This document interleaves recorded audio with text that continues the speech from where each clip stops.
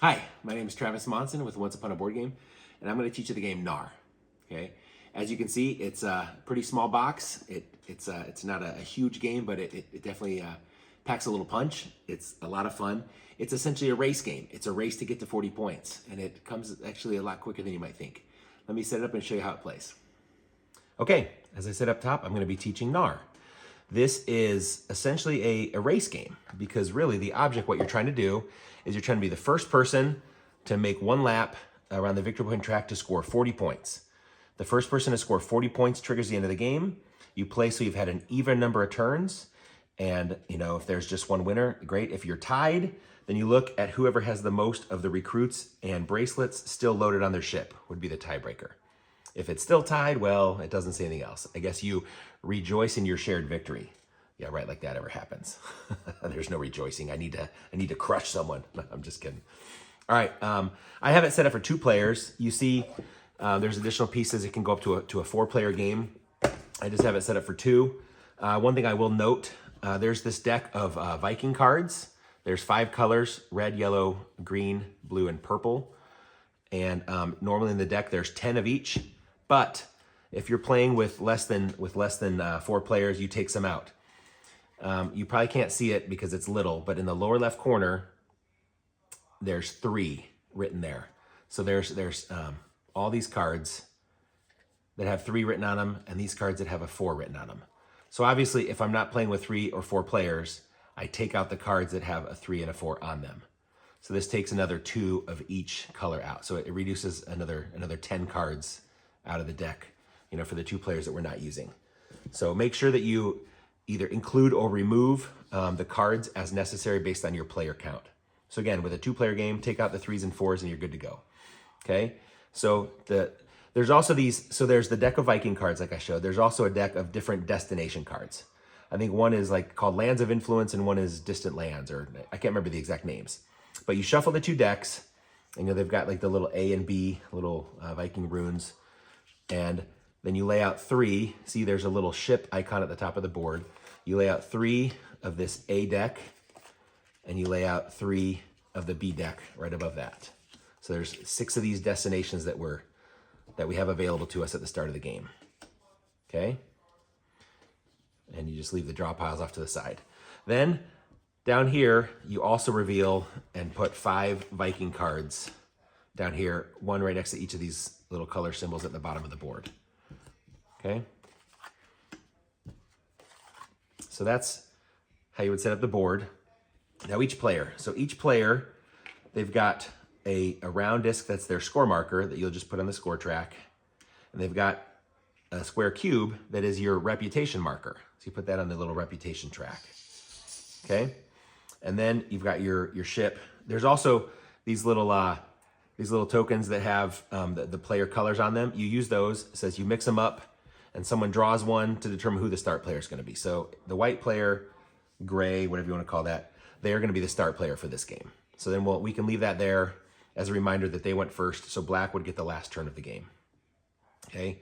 Then you're going to get your starting resources. First of all, you're going to determine, do you want to play with the basic board or the advanced board? Okay. The starting resources are the same, except for the trade option, there's different trade possibilities, which I'll explain in just a minute. It says it recommends for your first game to use the standard side of the board. And again, at the bottom of the ship, it tells you you're going to start with 2 different color cards already in play as part of your starting crew. And you're going to start with 1 recruit, one of these green helmet tokens, and 1 bracelet token. You can see your ship can hold up to 3 of the bracelets and up to 3 recruits. So you start with 1 of each, so you'll just slot those in. And again, every player is just going to grab onto 3 of those tokens because there's enough for each player to have 3 because that's the most you could ever have. Any surplus would just be forfeited. You can only store up to 3 of each.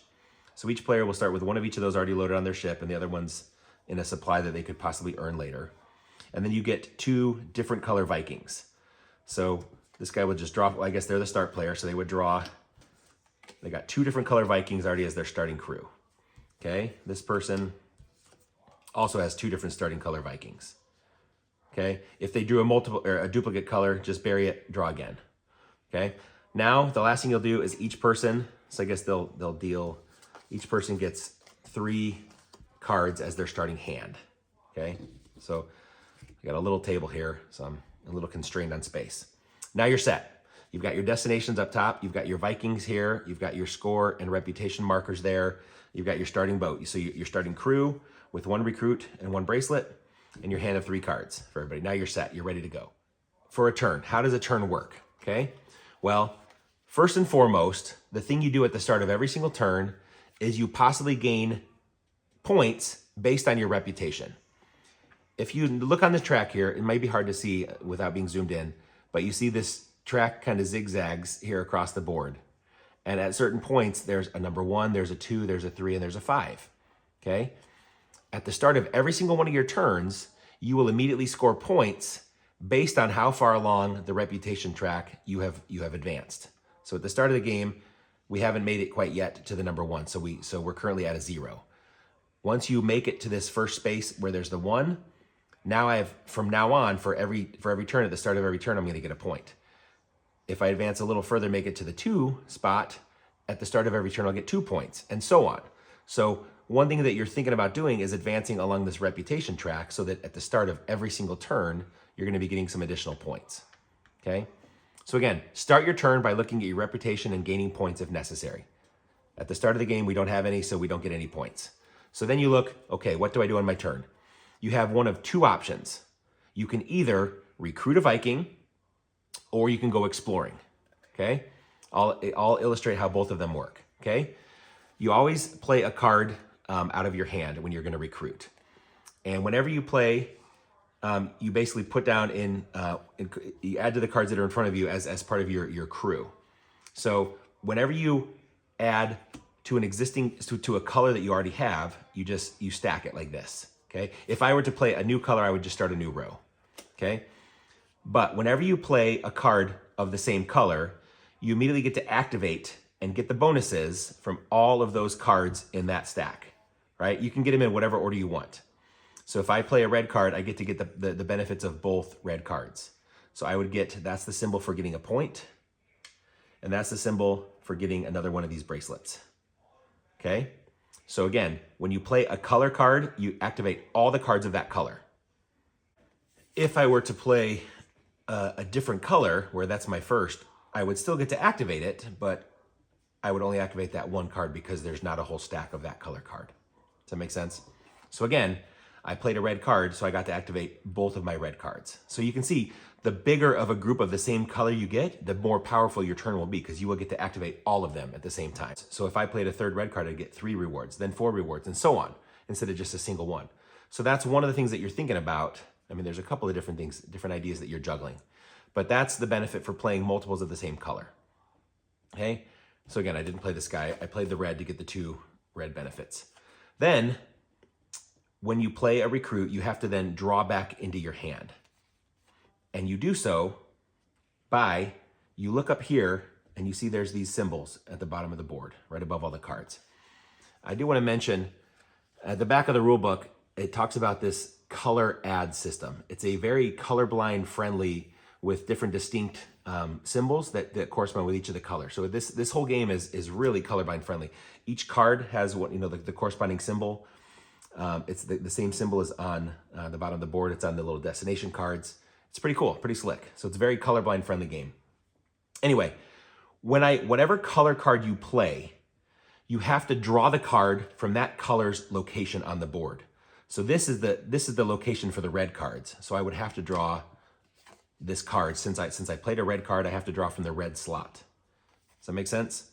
One thing that you can do, for instance, this is one of those uses for a recruit. You can spend this little recruit, the little helmet token, you can spend that to draw whatever card you want. So since I played a red, I typically would have to draw a red card. But maybe, based on just what I'm looking at in my hand, maybe it makes more sense for me to take this yellow card. So I will pay that recruit to draw this card instead. Does that make sense? So that's one option you have on your turn, okay?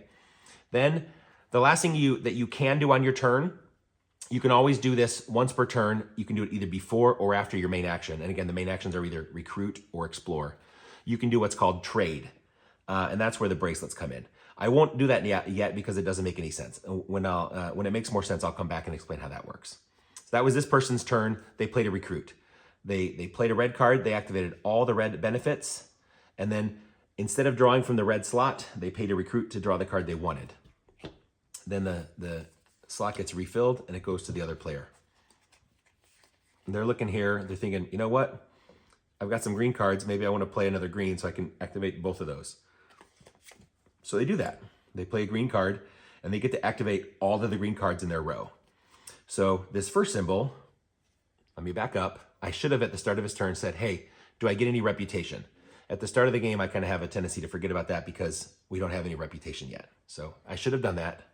I apologize that I didn't mention that. But after looking at reputation, then I take my action by playing my recruit. And again, I wanted to do it here because this gives me my first step up on the reputation track, and then it gives me 1 point on the point track. Okay, and then I played a green card, so I look in the green slot, and that's the card I add to my hand. Okay, so then we refill, and I'm not going to engage in trade because I have nothing really to do with that. Then it's back to Allie. She's looking. She's got a bunch of yellow cards, but this is one thing she was thinking about. She plays this card, and again, this little symbol of the funky little violin, lute, whatever, harp, whatever you want to call that thing, that's the symbol for reputation. And again, at the start, like I just said, I forgot about talking reputation. She doesn't have any reputation yet, so she didn't get reputation points at the start of her turn. But she played that card because it gives her a step up on the reputation track. Okay, and then it was a yellow card, so she draws from the yellow card slot, so she gets this red card. That's her turn. Then we refill. It's back to me, and I want to do the same thing. I've got another green card, so I'll play this because I can get, again, I did it 3 times in a row now. Don't forget the reputation at the start of your turn. So again, none of us have reached that first point, so none of us get any points from reputation yet. But I'm getting closer because I played to advance 1 more step on the reputation track and a point, and I get another bracelet. Okay, I played a green card, so I draw from the green slot right here. Okay, that's my turn. We refill the deck. It's back to Allie. At her turn, I won't forget this time, reputation. Okay, she hasn't made it to the one yet. She doesn't get it. But now she plays this other yellow card with the reputation symbol. So she gets to advance 2 steps. She gets all of her yellow cards, so she gets 2 steps on that reputation track. She just made it to that number 1 slot. So starting from her next turn, for the rest of the game, she's going to get a free point at the start of her turn. She played a yellow card, so she draws from the yellow slot, adds that to her hand. Okay, we refill, and it's back to me. Okay, again, at the start of my turn, I look, reputation track. I'm not quite to the 1, so I don't score any points yet. And I'm thinking, what do I want to do? Okay, I can play a card. If I play blue, that would give me a couple of points. You know what? I'm going to play a red, even though it's my only red, because it's going to give me another recruit. And I'll explain why in a minute for maybe my next turn.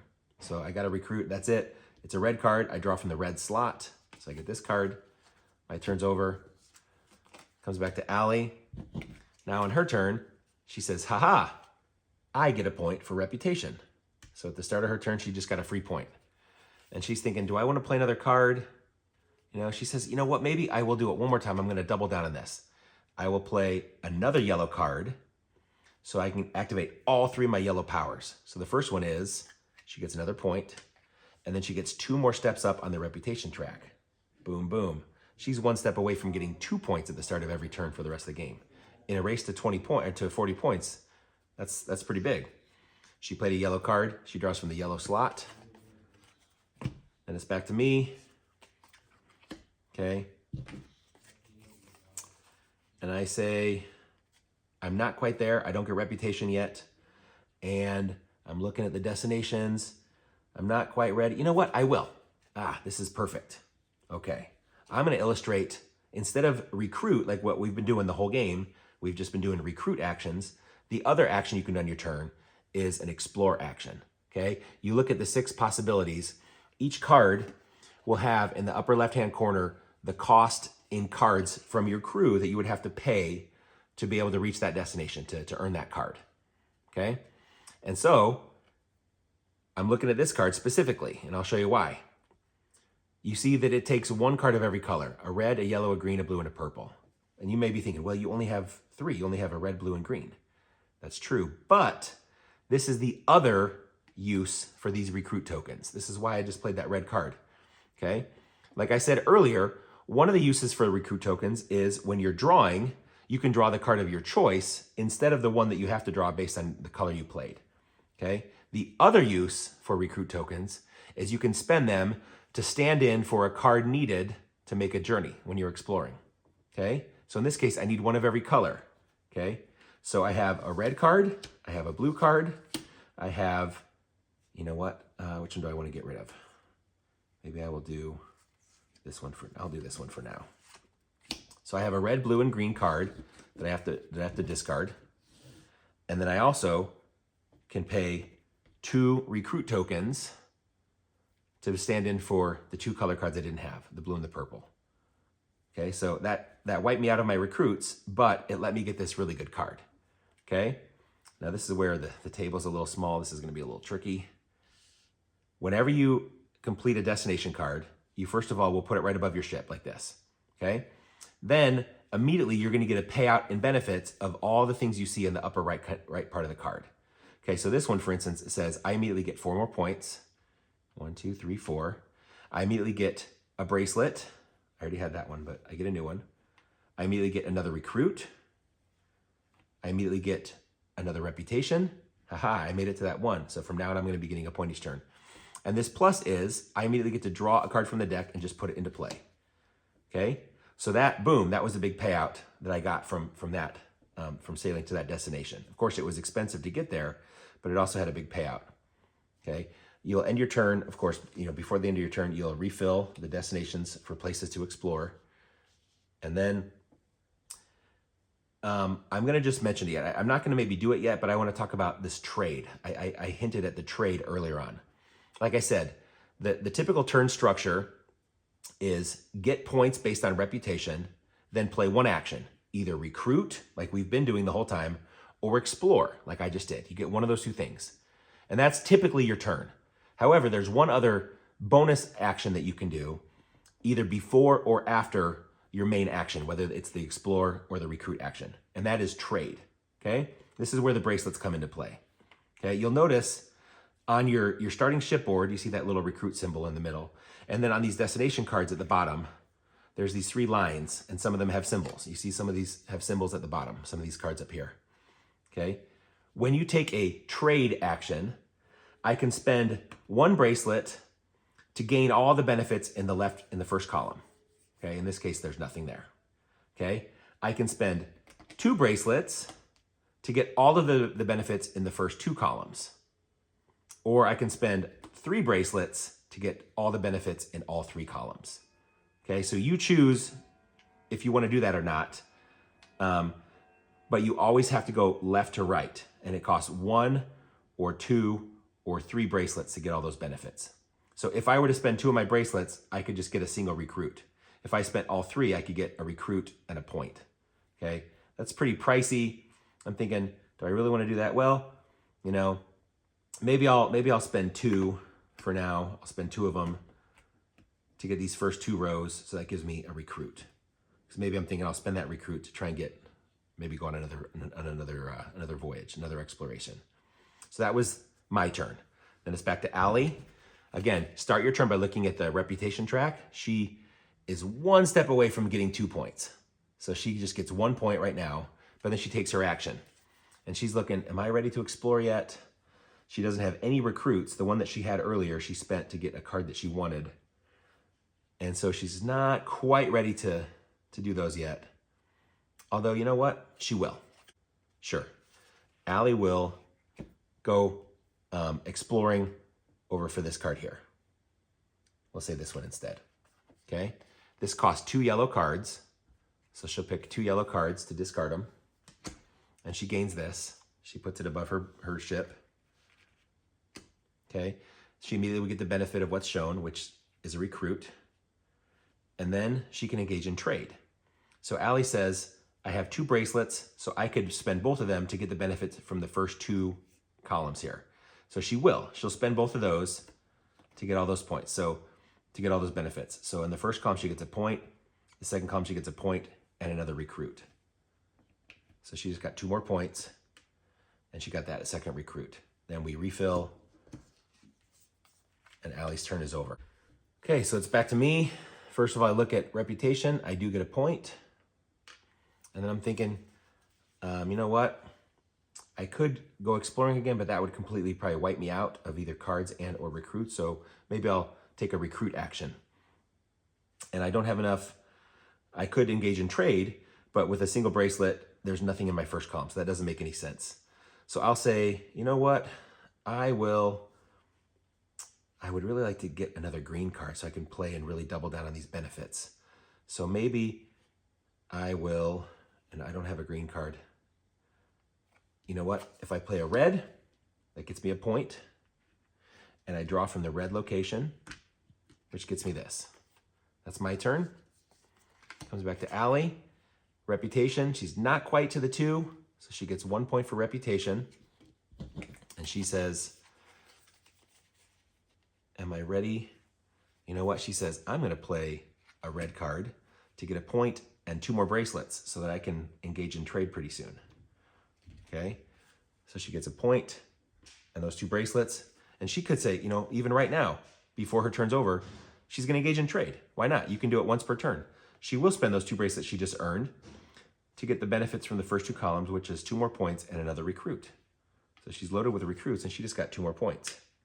Okay? Then she played a red card, so she would draw the yellow. She's looking, do I want the yellow? You know what? Do I want a different color? She says, sure, why not? I'll take that yellow. So that was Allie's turn. It's back to me. Again, reputation, I get 1 point. And then I want to play that green card that I had, because now I can get another recruit and another bracelet, and I can get more reputation. So I'm getting closer to getting those 2 points each turn. I played that green card. I'll go ahead and just take that green for now. Allie's turn. She gets 1 point for reputation, and she says she wants to get that last step in reputation. So she will play a yellow card to get another bracelet and another step on the reputation track. Now she hit the 2, so she's going to be getting 2 points every turn. She played a yellow card. The yellow slot is right here. That's her turn. It's back to me. I say, you know what? I've got a ship full of recruits. I got a bunch of cards. I'm going to go on an exploration. I don't want to trade yet because I don't get very much. Even if I spent both bracelets, I would only get a single recruit, and my ship is full. I would forfeit any surplus. So I say, I'm not going to bother trading yet. But I got my eye on this card right here. It requires 2 purple. So I would have to spend a purple and a recruit, or maybe just 2 recruits. Maybe I want to keep the purple card. I'll just spend 2 of those recruit tokens to stand in for these 2 purple cards that I need. And I can put this on my ship here, and it immediately gives me another card that I just draw and put right into play. Ooh, look at that, another purple. And then now I've got 2 things. I've got 2 bracelets. Now I think I will engage in trade. I'll spend 2 bracelets to engage in trade for the first 2 columns, which gives me another card. That's why I wanted that destination. It's going to give me free cards. So I get to play a blue card. I'm running out of table space here. I think I'm running off the edge of the camera, maybe. I don't know. And then I also get, in this middle row, I get another recruit. Okay? So that was my turn. And then of course, we would refill the destination. It's back to Allie. She's excited because she hit that 2 points in reputation. So she gets 2 points at the start of every turn, and she would continue. And you get it. You get the gist. You go back and forth like that. You get the reputation at the start of every turn. You can either explore, play a card, get all those benefits of that color, then draw from that same color slot, or pay a recruit to take the card of your choice. Or go on an exploration. Pay the cards from your supply and or recruit tokens to pay the cost on the card to get the rewards, and then possibly engage in trade by spending those bracelets. It's super easy, super quick. Again, It starts kind of slow at the beginning as you're working your way up that reputation track and as you're starting to get your crew. But then once you start getting points every turn, once you start going on some of those destinations, boom, boom, boom, you start getting points in big chunks, and the end comes a lot quicker. It goes pretty fast. And like I said, the game's gonna end when somebody hits the 40 points. Then you see who was the start player. It was the white player. So then black would get their final turn, their fair turn. And then again, if it's a tie, if one person, went further, of course they win. But if it's a tie in points, you look who has the most recruits and bracelets still on their ship. So if it ended right now, of course, the white player has 4 things on their ship to my, Allie has 4 to my 2. So she would win the tiebreaker if it ended right now. If we were tied at 40. So that's Knarr. That's how it works. I do want to mention there's also this deck of a few different what are called artifact cards, and this is something else that you can add into the game. You would either just randomly mix them up and draw one, or you can just choose the artifact that you like. But you would put one of those in play, and then it has set conditions. Whenever you meet X condition, you get Y benefit, for instance. And there's a quick little summary in the back of the rule book of what each of the artifact cards does and what benefit it gives you. But it's a fun way to give you one more thing to think about on your turns. It does say if you're playing with a 2-player game, it says in addition to another artifact, you should play with this the goblet or the amulet or whatever it's called, because then when you take an explore action, you can also discard one of those for free. It gives you more turnover in the display in a 2-player game. But again, these are the artifacts, so you can play with or without those, your choice. But it adds a little bit more variety and a little more a little bit more to think about on your turns. There is one last little kind of special case rule that I'll mention. And I just picked up all the cards, I was about to put the game away, but I want to mention, if on your turn, if the draw pile runs out, normally you would reshuffle the discards, but if the draw pile is gone and there's no discard pile, there's nothing left to refill the display. It says the player at the table with the most cards in their crew would have to give up 1 card of their choice to then fill up the display for the next person to be able to take their normal turn. So that is one of those rare exceptions. If there's literally no cards left in the draw or discard pile, that's what you would do. Thanks. Hey, so that's Knarr. As you can see, it's really streamlined, really straightforward. Your turns are simple. Of course, you're going to get those points from influence that I forgot to do many turns in a row, but you can get free points at the start of every turn if you get bumped up on that influence track. And then it's just simple recruit, play a card, get those benefits, and then draw the card from that same slot, or spend those cards to explore. And so your turns are just quick. It's recruit or explore, back and forth, getting points.